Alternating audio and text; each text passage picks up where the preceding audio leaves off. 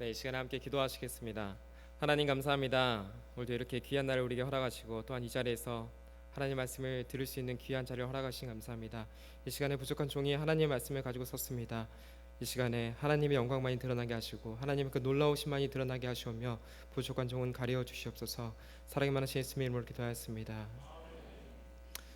네, 여러분은 어떤 영화를 좋아하십니까? 네, 저는 영화를 보는 것을 아주 좋아합니다. 그래서 틈만 나면은 영화를 찾아보려고 노력을 하는 편입니다. 여러 장르 영화가 있습니다. 그리고 저는 여러 장르 영화를 많이 좋아하지만 그 중에서 특별히 영웅이 등장하는, 히어로가 등장하는 그런 영화를 더 좋아합니다. 이런 영화를 보면은 다양한 영웅들이 등장을 합니다. 제가 알기로는 제가 기억하는 것만 세도 여러 가지가 있는데 스파이더맨도 있고요, 토르도 있고 아이언맨도 있고 엄청나게 손을 셀 수 없을 만큼 많은 영웅들이 우리 영화관을 채우고 있습니다. 그런데 이런 영웅 영화들은 아주 오래전부터 우리에게 사랑을 많이 받았지만 그 내용이 시간이 갈수록 많이 바뀌어가고 있습니다. 초점이 많이 바뀌어가고 있습니다.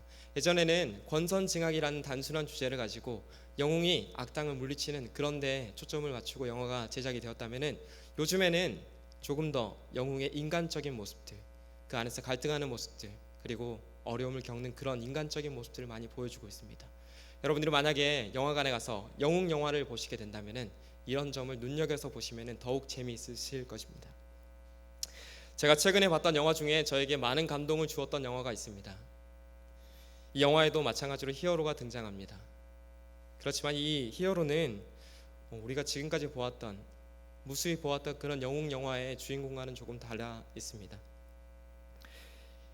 이 히어로는 특별한 능력을 갖고 있다거나 자신의 복장이 특이하다거나 또는 화려하게 등장하다거나 이렇지 않고 오히려 연약한 모습을 지니고 있습니다.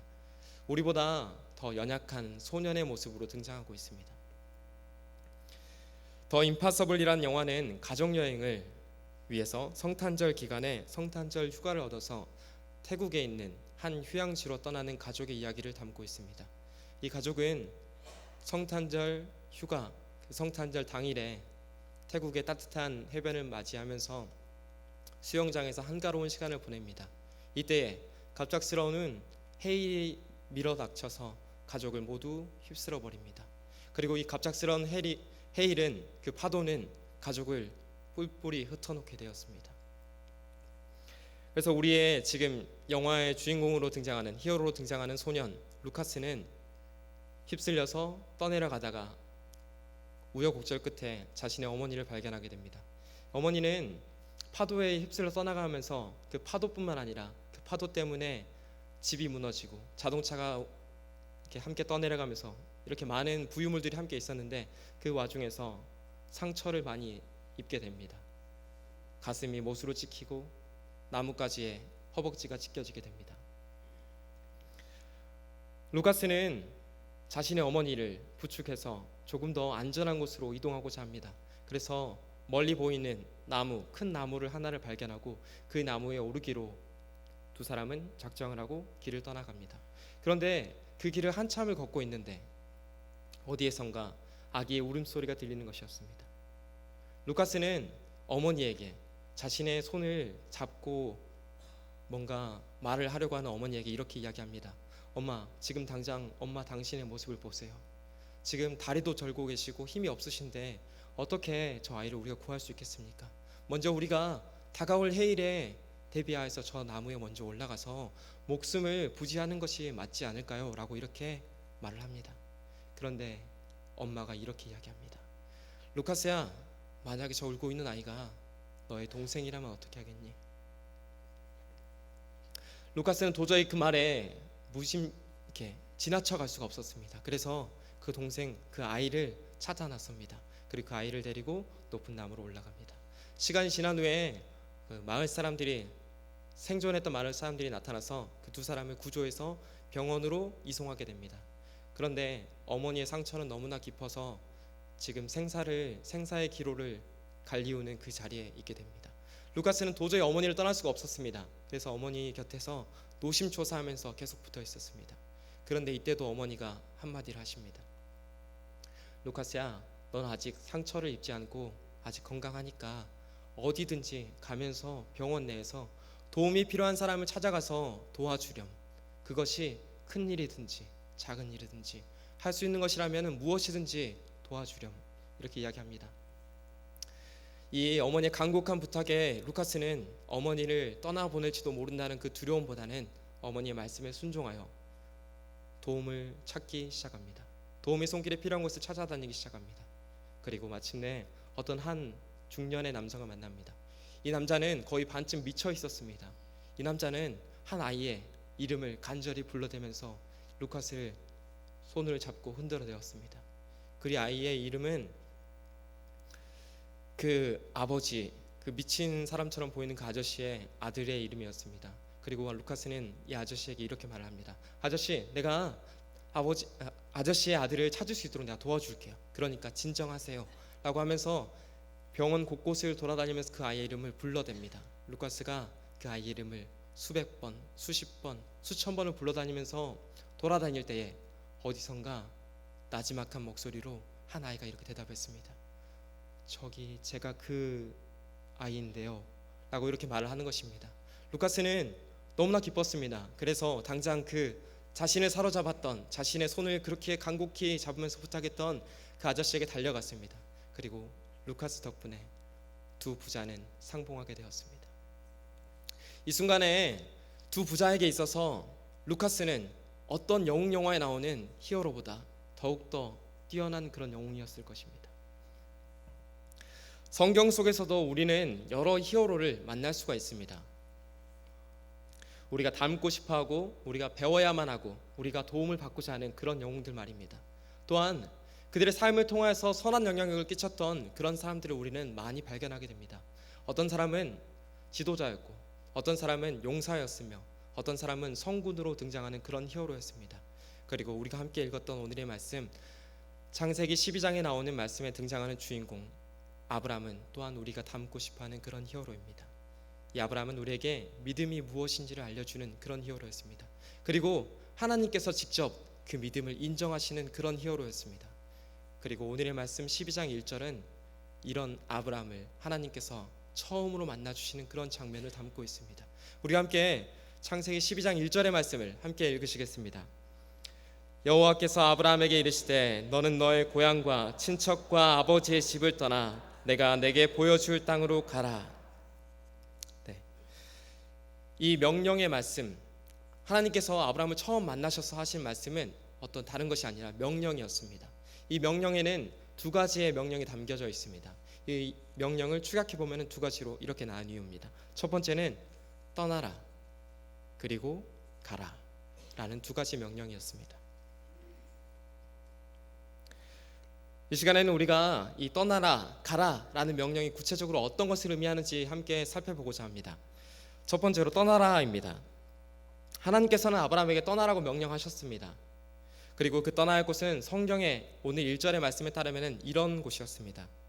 너의 고향과 친척과 아버지의 집입니다. 아브라함이 살던 시대는 지금과 같은 시대가 아니었습니다. 아브라함이 살던 시대는 국가의 개념이 아니라 우리처럼 지금 민족의 개념이 뚜렷한 그런 시대가 아니라 시족 사회였습니다. 그리고 혈족 사회였습니다. 이것은 이런 의미를 갖고 있습니다. 가족 단위로, 조금 더 큰 경우에는 친척 단위로 뭉쳐서 살고 있었다는 것을 말합니다. 바꿔보면은 이 말은 가족과 친척의 집을 떠날 경우에 의존할 곳이 전혀 없게 된다는 것을 말합니다. 다른 곳으로 갔을 때는 가족이 아니기 때문에, 혈족이 아니기 때문에 배척을 당할 수도 있다는 것을 말합니다. 그리고 이것은 다른 말로 하면은 아브라함의 삶의 모든 기반이 있는 곳이라고 말할 수 있겠습니다. 그런데 이런 곳을 하나님께서는 떠나라고 명령하셨습니다. 또한 이 고향과 친척과 아버지의 집은 지리적으로 봤을 때는 하란이라는 곳이었습니다. 오늘 본문 앞에 등장하고 있는 11장의 후반절에는 데라의 족보가 나타나고 있습니다. 이 데라는 아브라함의 아버지인데 데라의 족보에서 이렇게 아브라함의 형제들을 나타내주고 있습니다. 아브라함의 아버지 데라에게는 3명의 아들이 있었습니다. 첫째가 아브라함이었고, 둘째는 나홀이었고, 셋째는 하란이었습니다. 그런데 이들 모두가 데라가 70세에 낳은 아들이라고 성경은 기록하고 있습니다. 11장에는 그 노아의 아들인 셈의 족보가 쭉 나열되고 있는데 그 족보의 형식은 되게 이렇습니다. 누가 몇 살에 누구를 낳았고 그리고 몇 년 동안 살면서 다른 자녀들을 낳았더라 라고 기록되어 있는데, 데라의 경우는 조금 특별하게 기록되어 있습니다. 26절에 보니까 데라가 70세에 아브람과 나홀과 하란을 낳았더라. 어떤 의미일까요? 저는 이렇게 받아들였습니다. 혹시 세 명이 쌍둥이가 아닐까? 라는 생각을 했습니다. 또 다른 의미를, 가능성을 생각해 보면은 배다른 형제일 수도 있겠다, 또는 연초에 낳고 연말에 낳았을 수도 있겠다 라는 생각을 할 수 있겠습니다. 네, 여러 가지 가능성을 생각해 보시면 될 것 같습니다. 그런데 무슨 중요한 것은 성경이 이 세 명이 데라가 70세에 낳았다고 기록을 하고 있고, 이 세 명의 이야기를 데라의 족보에서 자세히 다루고 있었다는 것입니다. 그리고 아브람은 자신과 동일한 연도에 태어났던 그 형제 두 명을 사랑했을 것입니다. 그리고 아버지 데라는 이 세 명의 형제를 아주 끔찍히 사랑했을 것입니다. 그런데 막내 아들 하란이 고향인 갈대아 우르에서 갑자기 죽어버렸습니다. 우리나라 말에 이런 속담이 있습니다. 부모가 죽으면은 땅에 묻고 자녀가 죽으면은 마음에 묻는다. 데라는 그렇게 죽은 하란을 자신의 마음에 묻었습니다. 그리고 하란이 죽었던 땅 갈대아 우르를 데라는 떠납니다.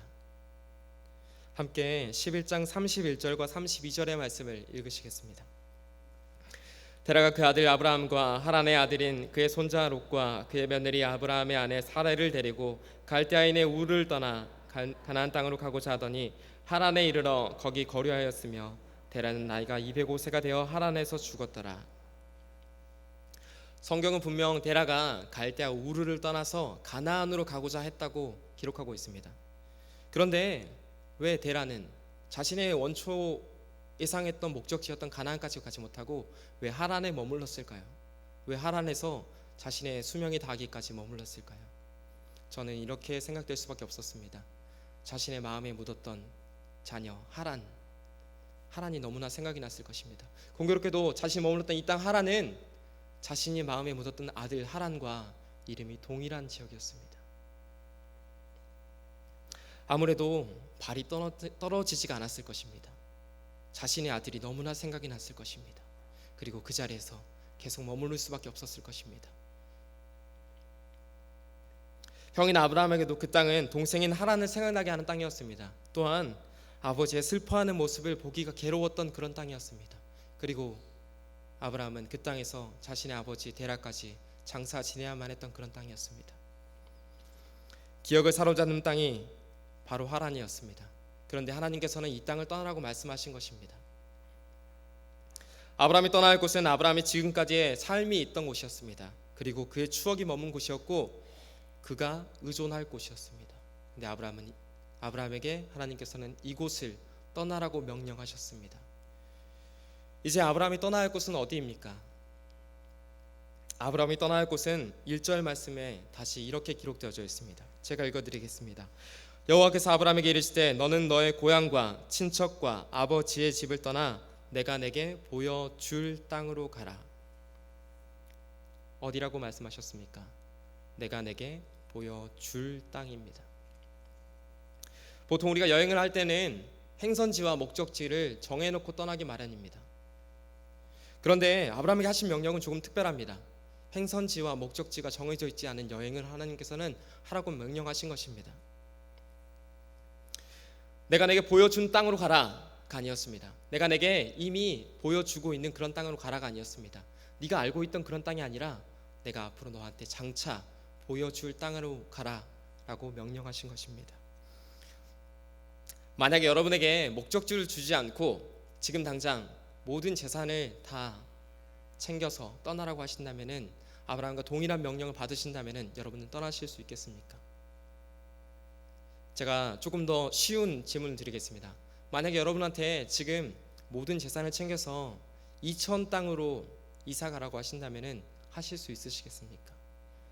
그게 만약에 하나님의 명령이라면은 여러분이 이 중에서 절반 아니 더 많으신 분이 그렇게 하나님의 명령이라면은, 목적지가 정해져 있는 바로 옆에 있는 이천이라면은 내가 떠날 수도 있겠다라고 생각하실 수도 있겠습니다.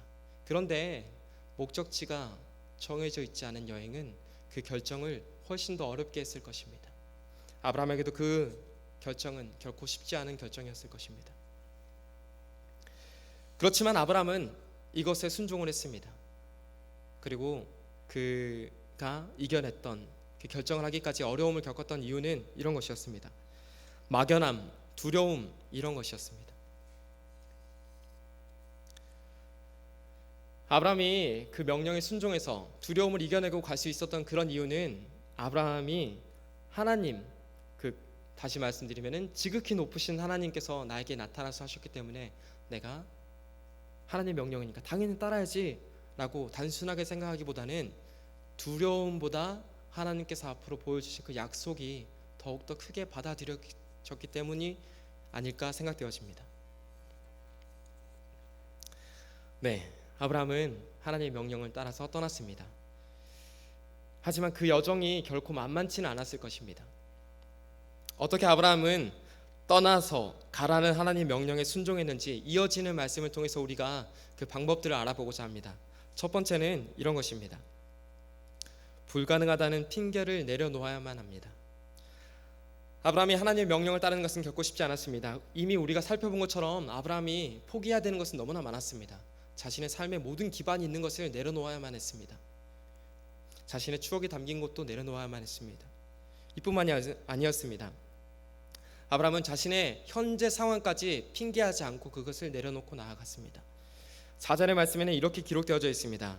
이에 아브라함이 여호와의 말씀을 따라갔고 롯도 그와 함께 갔으며 아브라함이 하란을 떠날 때에 75세였더라. 아브라함이 하란을 떠날 때에 그 나이가 75세라고 말하고 있습니다.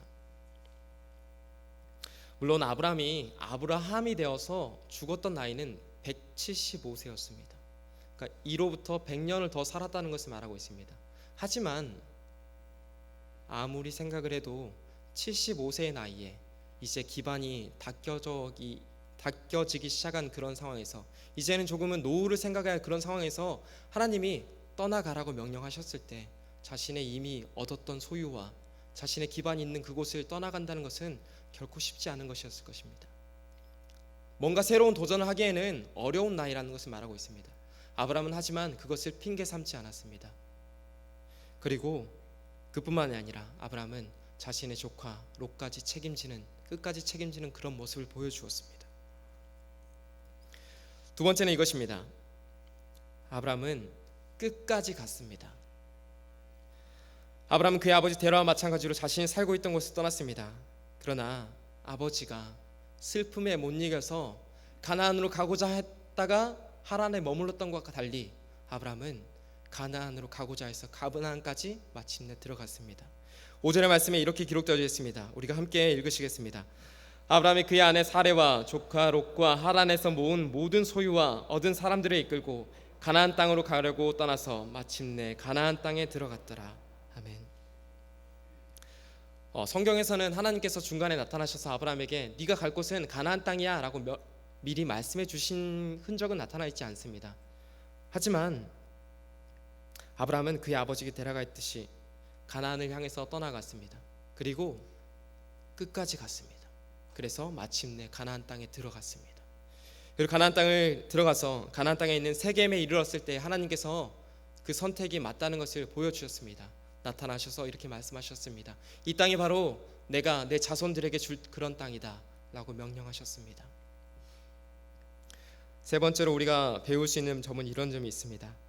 아브라함은 그의 여정을 떠남에 있어서 따라야 할 것을 다른 것이 아니라 말씀으로 삼았다는 것입니다. 4절의 시작은 이렇게 말하고 있습니다. 이에 아브라함이 여호와의 말씀을 따라갔고, 아브라함은 자신의 여정을 떠나감에 있어서 느낌을 따라서 가지 않았습니다. 다른 사람의 조언을 구하지 않았습니다. 아브라함은 그 당시에 사람들이 그러했던 것 같이 별을 보고 따라가지 않았습니다. 아브라함은 살아계신 하나님의 말씀을 붙들고 따라갔습니다. 하나님께서 만약에 아브라함에게 내가 내게 보여준 땅으로 가라라고 명령하셨을 때 그 땅을 알고 있는 그런 곳이라면은 아브라함은 자신의 지식을 의지해서 갔을 것입니다. 자신이 알고 있는 방법대로 그곳에 이르기까지 여러 사람의 물어서 그 지식을 습득한 다음에 그곳으로 가기 위한 방책을 마련했을 것입니다. 그런데 하나님께서는 그렇게 하시지 않으셨습니다. 내가 내게 보여줄 땅으로 가라고 명령하셨습니다. 눈에 보이는 목적지도 없이 방법도 전혀 모른 채 떠나는 여행은 우리가 속도를 낼 수도 없습니다. 만약 여러분한테 지금 서울로 가라고 명령하시면은 여러분은 서울로 가기 위해서 방법을 고민하실 것입니다. 고속도로를 탈 것인지 아니면 3번 도로를 탈 것인지 어떤 속도로 어느 정도 시간을 가면은 도착할 것이다라는 그런 계산과 생각들이 나에게 자리 잡을 것입니다. 하지만 우리가 목적지와 방법을 전혀 모른 채 가야 된다면은 우리가 그곳을 지나칠지 아니면 아직 한참 멀었는지 우리가 알 수 없는 길입니다. 때문에 우리는 한 걸음 한 걸음 조심스럽게 걸어갈 수밖에 없는 것입니다. 그 발걸음은 아마 더디었을 것입니다. 하나님께서 날마다 들려주셔야 되기 때문에 그 아브라함의 여정은 더디었을 것입니다. 하지만 우리가 하나님의 음성을 들으면서 살아갈 때 그 걸음들이 비록 더딜지라도 우리의 가는 발걸음과 방향은 오를 수밖에 없습니다. 그때 우리는 주님께서 인도하시는 푸른 초장에 다다를 수 있을 것입니다. 아브라함은 하나님을 믿었기 때문에 불가능한 상황, 중간에 머물고자 하는 그런 욕망 또는 자신의 마음대로 가고자 하는 그런 자유까지도 다 포기한 채 하나님의 말씀을 따라서 갔습니다. 그러나 하나님께서 우리에게 요구하시는 것은 단순한 순종이 아니었습니다. 무서워서 협박에 못 이겨 따르는 굴종이 아니라 하나님의 선하심에 이끌려 자발적으로 선택하는 순종을 원하셨습니다. 아브라함의 순종도 마찬가지였습니다. 하나님께서는 아브라함에게 나타나서 명령만 하시지 않으셨습니다. 그리고 하나님 말씀을 따라갔던 그 말씀 속에는 명령만이 담겨져 있지 않습니다. 하나님께서 아브라함에게 나타나서 하신 말씀은 명령 그 위에 그 다음에 약속의 축복이 있었습니다. 엄청난 복이 있었습니다. 이 복의 말씀을 우리가 함께 읽으시겠습니다. 2절과 3절의 말씀입니다. 내가 너로 큰 민족을 이루고 내게 복을 주어 내 이름을 창대하게 하리니 너는 복이 될지라. 너를 축복하는 자에게는 내가 복을 내리고 너를 저주하는 자에게는 내가 저주하리니 땅의 모든 족속이 너로 말미암아 복을 얻을 것이라 하신지라. 아멘. 아브라함에게 허락하신 이 복은 어떤 것입니까? 말씀에 따라서 의지하던 지금까지 자신이 의존했던 가족의 울타리를 벗어난 아브라함에게 큰 민족을 이루시겠다고 말씀하셨습니다.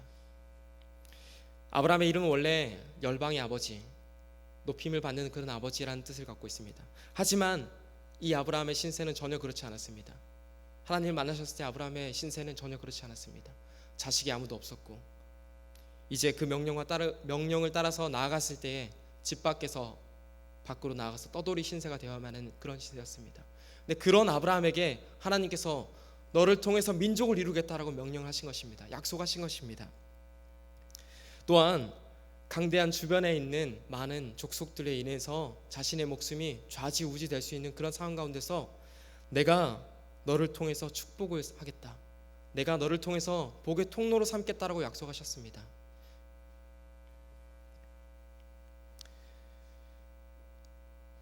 아브라함은 바로 이 약속의 말씀을 붙들었습니다.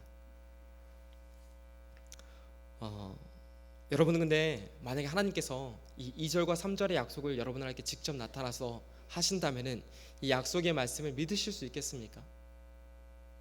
내가 지금 자녀가 아무도 없는데 내 민족이 이루어질 것이라고 말씀하시면은 그런 약속을 하신다면은 여러분은 믿으실 수 있겠습니까? 저라면은 믿어지지 않을 것 같습니다. 하나님, 뻥치세요. 왜? 이게 어떻게 말이 돼요? 좀 이게 가능성이라도 있는 그런 말씀을 하셔야죠 라고 되물을 것 같습니다. 그런데 아브라함은 그렇지 않았습니다. 아브라함은 어떻게 이 약속을 믿을 수가 있었을까요? 그것은 아브라함이 하나님이 누구신지를 알았기 때문입니다. 하나님이야말로 생과 사와 화와 복을 주관하시는 유일하신 하나님임을 믿었기 때문입니다. 그리고 실제로 이 약속들은 모두가 다 이루어졌습니다. 아브라함을 통해서 이스라엘 민족이 일어났습니다. 아브라함의 이름은 아브라함이 되어서 모든 신앙인의 믿음의 조상이 되었습니다. 그리고 전 세계의 인구가 70억, 60억이라고 말씀하는데 우리가 알고 있는데 이슬람교, 유대교, 그리고 기독교 이 세 종교를 합쳤을 때 35억에 이른다고 합니다. 근데 이 세 종교의 사람들이 모두가 다 자신의 믿음의 조상을 아브라함으로 삼고 있다는 것은 그 이름이 얼마나 창대하게 되었는지를 우리가 알 수 있는 대목입니다. 또한 아브라함은 그 삶 가운데 애굽의 바로, 멜기세덱, 아비멜렉과의 사건을 통해서 하나님께서 아브라함을 통해서 아브라함을 축복하는 자는 축복하시고 저주하는 자는 저주한다는 것을 실제로 보게 하셨습니다. 그런데 이런 아브라함은 우리와 동일한 사람이었습니다. 우리와 마찬가지로 연약했던 사람이었습니다. 그러나 아브라함은 그 연약함 때문에 오히려 하나님을 더 붙들었습니다. 하나님을 꽉 붙들었습니다. 그리고 하나님께서는 이 붙드시는 손을 내치지 않으시고 그 강하신 팔로, 그 크신 팔로 아브라함을 꽉 다시 붙들어 주셨습니다. 이 때문에 아브라함은 믿음의 히어로가 되었습니다. 아브라함을 히어로로 만드신 하나님께서는 오늘 우리에게도 마찬가지로 명령하십니다. 떠나라, 그리고 가라. 우리는 우리가 붙들고 있는, 의존하고 있는, 추억으로 삼고 있는 우리가 세상적인 삶의 자리에서 떠나야 합니다. 우리가 의존하고 붙들고 있는 것이 만약에 하나님이 아니시라면 그것은 우리가 당장 내려놓아야 할 것입니다. 세상적인 삶의 자리, 또한 지식과 명예, 부귀, 영화, 이 모든 것이 하나님이 아닌 우리가 붙들 수밖에 없는 것이라면 그 자리에서 우리가 당장 떠나야 한다고 하나님께서 명령하고 계시는 것입니다. 이렇게 우리가 세상적인 지식, 명예, 부귀, 영화 다 떠나서 나아갈 때에 우리 존재는 아마 아주 미약한 존재가 될 것입니다. 세상 가운데서 아주 외톨이밖에 되지 않는 아주 미약한 존재가 될 것입니다. 어떤 사람은 우리에게 바보라고 손가락질할 수도 있습니다. 하지만 우리가 연약한 존재가 되고 미약한 존재가 되었을 때 하나님께서 우리를 더 강하게 붙들어 주실 것입니다. 우리 눈에 아무것도 보이지 않아도, 눈에 아무것도 보이지 않아서 막막할지라도 우리가 우리 귓가에서 하나님께서 날마다 들려주시는 그 음성을 듣게 될 것입니다. 하나님께서 우리에게 말씀을 통해서 약속하신 그 약속을 붙들고 한 걸음씩 나아갈 때에 우리는 적과 꿀이 흐르며 우리에게 주리라고 약속하신 그 땅에 들어갈 수 있게 될 것입니다. 이 약속의 땅은 우리 눈에 아직 드러나 있지 않습니다. 이곳에 도달하기까지는 험난한 길도 있고 수많은 유혹도 있을 것입니다. 하지만 끝까지 나아가야 합니다. 믿음은 눈에 보이지 않는 것이라고 우리는 말하고 있습니다. 그렇기에 그 믿음은 더욱더 값진 것입니다. 우리의 믿음은 눈으로 볼 것이 아니라 오히려 우리의 눈을 감았을 때에, 우리의 믿음의 눈을 떴을 때에 그 믿음은 보이고 더 굳건해지는 것입니다. 또한 우리가 분명히 알아야 할 것이 있습니다. 아브라함이 하나님으로부터 받은 가장 큰 축복은 가나안이 아니었습니다. 자신의 이름이 창대해지는 것이 아니었습니다. 자신의 축복의 통로가 되어서 많은 사람들이 자신 때문에 좌지우지되는 그런 것이 아니었습니다. 그렇다면 아브라함이 받은 가장 최고의 축복은 무엇이었을까요? 그것은 보잘것없던 아브라함의 삶에 하나님께서 찾아오셔서 만나 주실 것입니다. 그래서 그분을 따르기로 결정했을 때에 하나님이 그 삶 가운데 동행해 주신 것입니다. 우리가 사모해야 할 것도 바로 이것입니다. 하나님께서 나에게 찾아오셔서 금과 은과 부귀 영화를 허락해 주지 않으실지라도, 그것을 약속하지 않으실지라도 우리가 하나님 나라에 갈까지 하나님과 동행할 수 있다면 그것이 우리에게 허락된 가장 큰 최고의 복이란 것을 우리가 잊지 않았으면 좋겠습니다. 죽을 수밖에 없었던 우리를 위하여 십자가에 자신의 독생자를 바쳐서 자신의 크신 사랑을 보여주신 그 하나님의 사랑과, 또한 하나님의 그 사랑 때문에, 하나님의 그 뜻 때문에 순종해서, 자발적으로 순종하여 십자가에서 물과 피를 흘리기까지 우리에게 희생으로 보여주신 그 사랑, 또한 우리를 위하여 사망 권세를 다시 이기시고 부활하신 예수님의 그 사랑, 또한 우리에게 당신을 보여주시기 위해서 성령님을 통해서 우리에게 말씀을 통해서 매일매일 들려주시는 그 사랑을 우리가 잊지 않고 살아야 할 것입니다. 천국은 하나님과 동행하기 위해서 그 결정을 했을 때, 그 발걸음을 처음 내딛었을 때 벌써 시작된 것입니다. 날마다 우리를 내려놓고 하나님을 따를 때에 우리는 천국을 향해 나아가게 됩니다. 그리고 우리의 삶의 걸음들이, 우리가 걸어가고 있는 그 길이 천국으로 바뀌는 것입니다. 우리 삶의 터전이 천국으로 바뀌어지는 것입니다. 네, 히어로에는 이런 뜻이 있습니다. 방금 전에 우리가 계속 나누었듯이 히어로에는 영웅이란 뜻이 있습니다. 영웅은 힘을 가지고 있는 사람을 영웅이라고 말하지 않습니다. 어떤 특별한 능력을 가지고 있다고 해서 그 사람을 영웅이라고 말하지 않습니다. 영웅은 자기 자신을 영웅이라고 말하는 사람을 영웅이라고 하지 않습니다. 영웅은 자신의 가진 재능을 가지고 다른 사람들을 도와주는 사람을 우리는 영웅이라고 말합니다. 죄악의 쓰나미를 겪고도 가족을 잃었다는 생각과 그 상황 가운데서도 다른 사람을 돕기 위해서 애썼던 루카스처럼 그런 사람을 우리는 영웅이라고 말합니다. 그리고 또한 우리는 그렇게 영웅이 되어야만 합니다. 하나님께서 우리에게 보여주신 그 믿음은, 믿음 자체가 귀한 것도 있겠지만 그 믿음을 통해서 우리 주변에 맡겨져 있고 우리에게 감당되어지는 그런 사람들을 사랑으로 붙들어 주라는 하나님의 뜻이 있다는 것입니다. 그렇게 살아갈 때 우리는 히어로가 될 것입니다. 또한 히어로에는 이런 의미가 또 있습니다. 그 뜻은 주인공이란 뜻입니다. 자신의 여정을 통해서 성경 속의 주인공이 된 아브라함, 그리고 하나님의 음성 듣기를 날마다 사모했던 다윗, 그리고 우리의 믿음의 여정을 통해서 우리 또한 그렇게 다른 사람들에게 신앙 속에 주인공이 되는 것을 우리는 경험하게 될 것입니다. 또한 그렇게 살아갈 때에 세상 모든 역사의 주인공이신, 참 주인공이신 하나님을 만나게 될 것입니다.